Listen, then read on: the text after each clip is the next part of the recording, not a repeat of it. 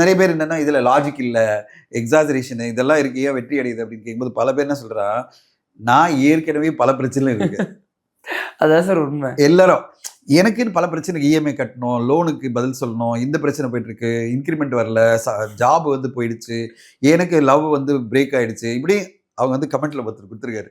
யோ எனக்கு இவ்வளவு ப்ராப்ளம் இருக்கு, அதான் ஒருத்தருக்கு இவ்வளவு ப்ராப்ளம் இருக்கா, எனக்கு இவ்வளவு ப்ராப்ளம் நடுவில் என்ன எதுக்கு என்ன கஷ்டப்படுத்துற சினிமா தியேட்டர்ல அப்படின்றது புரியுது. நான் எதுக்கு வந்து ஜாதியை பத்தி பேசணும், இதை பத்தி பேசணும், டிப்ரெஷனை பத்தி அதில் ஒருத்தர் எழுதி தர அழகா, டிப்ரெஷன் அப்ரெஷன் ரிவெஞ்ச் இதெல்லாம் எனக்கு எதுக்கு, கிரைம் எல்லாம் எனக்கு எதுக்கு, என்னோட வாழ்க்கையில் நடக்கிற ஜாலியான விஷயங்களை எடுத்து என்னை என்டர்டெயின் பண்ண ஒரு திரைப்படத்தில் என்னை வந்து டிப்ரெஸ் பண்ணாத, அப்ரெஸ் பண்ணாத, அப்ரெஷன் தெரியுது இல்ல, ஜாதியை சம்பந்தப்பட்ட விஷயங்களை சொல்லி அப்ரெஸ்ட் கம்யூனிட்டி பத்தி பேசாத, டிப்ரெஷன் பண்ணாத என்ன, அதாவது டிப்ரெசிங்கான எண்ட் எல்லாம் கொடுத்து என்ன டிப்ரெஸ் பண்ணாத அப்படின்னு ஒரு எழுதியிருந்தார். நான் பார்த்தேன் என்னடா இவ்வளோ தெளிவா இருக்காங்க. அவர் என்ன சொல்றாரு, என்னை என்டர்டெயின் பண்ணுங்க.